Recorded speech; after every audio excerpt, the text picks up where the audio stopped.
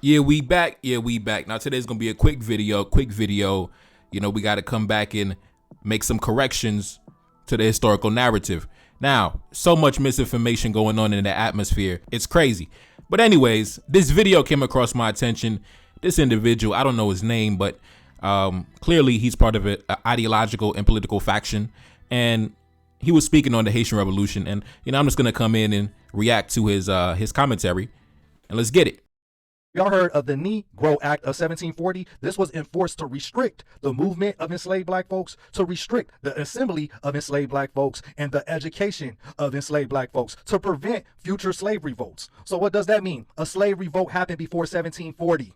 This slave revolt of 1739 is the reason for that act. This happened in South Carolina, where 60 enslaved rebels broke into a firearms store to arm themselves. They were marching to Spanish Florida, where they were promised freedom. Along the way, they unalived 20 white tees on their march to freedom. Eventually, a colonial militia executed all of them. Now, when did the Haitian Revolution take place? Between 1791 and 1804. If you look at the numbers, there were 150,000 Haitians versus 70,000 Frenchmen. Who do you think was going to win that war? Right? Who do you think was going to win that war? That was a given.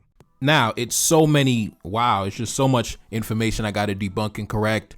This is so exhausting. Hopefully I don't get another lawsuit. But anyways, where do I begin? So the foundation of his argument is that due to the fact that there was a rebellion in South Carolina in British North America in 1739, the Stono Rebellion, he basically uses that to discredit the Haitian Revolution. Now, so many things we got to talk about. So many things we got to discuss. First of all, take a look up on the screen. The leader of the rebellion was a literate enslaved man. In some reports, however, he is referred to as Cato and likely was held by the Cato or the Carter family, who lived near the Ashley River and north of the Stono River. He led 20 other enslaved Congolese who may have been former soldiers in an armed march south from the Stono River. Now, this guy is trying to take credit for the military campaigns of African men from the Congo region who took up arms against the colonial authorities in British North America, right? Now, there's so many things wrong with that argument. First things first, these men were born in Africa, right? These men had no connection to any type of identity in the modern day as an American, as a patriotic American. Those men didn't know nothing about that. They were already getting busy back in the Congo. That's why they took up arms when they came here. Just like back in Haiti, a Haitian did not exist until after Dessalines created it in 1804. But before that, it was simply the enslaved population on the French colony of Saint-Domingue. So during that time, these were not Americans. These were not Haitians, right? These were African men, first of all. Now, I know the argument is going to switch. Now it's going to say, oh, we're indigenous. But in another argument, it's going to be, oh, the Africans sold us into slavery, right? I already know the argument going to switch like day and night. But like I said, the fact remains, these were African men. Just like there were also African men during the Haitian Revolution that were also military men born in the Congo, right? The most famous one being Jean-Baptiste Sans-Souci. I believe he died in 1802. So if anything, these men would have seen each other as brothers in arms, fighting for the same cause. There wouldn't be any division between the two factions. It would have been camaraderie. It would have been brotherhood. So I find it ironic to use the Stono Rebellion to push a doctrine of division. I find that truly ironic. But anyway, like I said, we're going to debunk all that today in this video. We got to debunk these guys, man. You know, it doesn't matter if they hit us with the lawsuits. We got to debunk them. We got to get to it. Now, when you go to South Carolina, where the rebellion took place, they actually have a monument paying tribute and paying homage to the Stono Rebellion. Take a look up on the screen. The Stono Rebellion of 1739, the largest slave insurrection in British North America, began nearby on September 9th, 1739. About 20 Africans raided a store near Wallace Creek, a branch of the Stono River, taking guns and other weapons. They killed 2 shopkeepers. The rebels marched south toward promised freedom in Spanish Florida, waving flags, beating drums, and shouting liberty, right? So these were African men born in the continent, right? When I take a look at the sign, it doesn't say 20 racially ambiguous men took up arms against the colonial authorities. It doesn't say 20 quadroons took up arms. No, it say 20 African men took up arms, baby. That's what it say, right?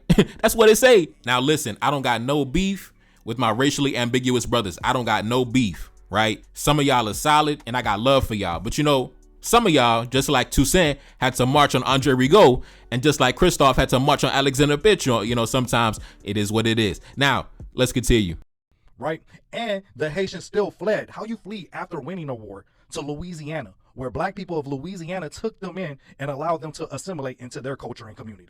Now, he says that after winning the war against the French, the Haitian population fled to Louisiana, right? Now, first things first, the population from the colony of Saint-Domingue that fled to Louisiana was mainly the white French colonists, right? His Negro mistresses and his mulatto bastards that look like you, right? It wasn't black men and black women unmasked that were going to Louisiana. It was the French colonists and his mulatto bastards. And the reason why they left is because they didn't want to live under a black government, right? So they took their wealth and they ran to Louisiana. Some went back to France, and the same anti-blackness and colorism they were practicing on the colony, they imported that into Louisiana, right? All the race-based social hierarchies that they were doing back on the colony. Oh, I'm better than you because I have more European blood. They took that and imported it to Louisiana. So no, it wasn't Haitians unmasked going to Louisiana, right? It was guys who look like you, bro.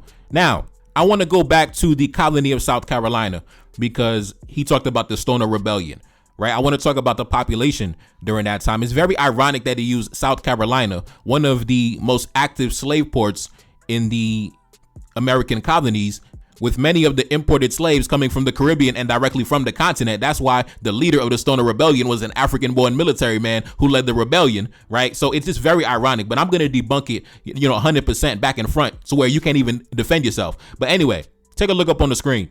In contrast to the other colonies in British North America, South Carolina's early population grew out of the Caribbean rather than European antecedents. It is Wood's estimates that in the very early years, 25 to 33% of the colony's population was black, and that prior to 1700, most of these were from the West Indies. They came mostly by way of Barbados, St. Kitts, Jamaica, Bahamas, Bermuda, Antigua, Montserrat, and the Leeward Islands. From 1700 to 1775, however, Raleigh estimates that of the 83,825 persons imported into South Carolina, 67,269 originated from Africa. And Washington Creel writes that over 50,000 Africans entered the colony between 1740 and 1776. The vast majority of these people entered South Carolina through the port of Charleston. Now, I believe that comes from the book, The Black Majority, Negroes in Colonial South Carolina from 1670 through the Stono Rebellion. Now, that's why I say it was so ironic for him to actually use the Stono Rebellion and South Carolina to discredit the Haitian Revolution when, like I said, those men in South Carolina and the men in the French colony of Saint-Domingue would have seen each other as brothers, right? And in fact, if you remember, I actually read a book on my channel. You could go to my playlist section, the playlist entitled The Colonial System Unveiled. That book came out back in 1814, and it was actually published from the Haitian government, the government of Christophe, the regime of Christophe. And that book, take a look up on the screen. The Colonial System Unveiled is a book by Haitian writer and politician Baron de Vasty, originally published in French in 1814. It is possibly the first systemic critique of colonialism ever written and anticipates several themes and concepts of anti-colonial writing, including the idea that colonialism is a system. The Colonial System Unveiled is an essay divided into two sections. The first documents the history of colonization and slavery in Saint-Domingue, and the latter describes in detail the inhumane acts committed by the French colonists and the plantation owners whose names are provided. Vasty advocates for the necessity of violence in retaliation against colonialism. Now, if you want to read that book, go to my playlist section. I read that entire book. I reacted to that book, gave my commentary. Very graphic book. If you do not have the stomach to take what is written in that book, don't read that book. If you don't want to hear about babies being tossed into machinery and, several people being buried alive at the same time, don't even bother. Don't even read the book. If you don't have the heart to hear about, little teenage girls getting thrown into barrel studded with spikes and being thrown down the mountain and getting killed, don't even stress yourself out. Don't read the book. It's not for the faint of heart, right? But in that book, I brought up that book because it actually made a reference to South Carolina in one of the stories that Vasty wrote in the book. And it actually highlighted the movement that was taking place between the colonies in British North America and the other colonies in Latin America and the Caribbean and things like that. It actually gave a story of a mixed race woman who was working as a domestic in the French colony of Saint-Domingue, right? And the French colonist's wife, he was jealous of the mixed race woman, of the mulatto woman, right? And in a bid to show his wife that he was not cheating with the mixed race domestic, he pulled out his pistol and he shot her multiple times. And I believe that one of her ears were also cut off. Now, she actually survived the bullet wounds and she actually survived getting her ear cut off.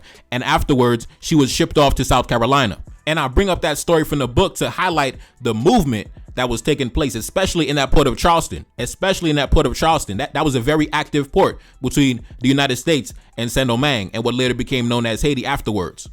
Now, this guy, like I said, Tariq Nasheed, foot soldier. So he's just pushing propaganda. He's not really trying to come with real knowledge and facts. He's just trying to push an agenda, right? But this agenda, your own ancestors, your own honorable ancestors like Frederick Douglass wouldn't even agree with you. Take a look up on the screen.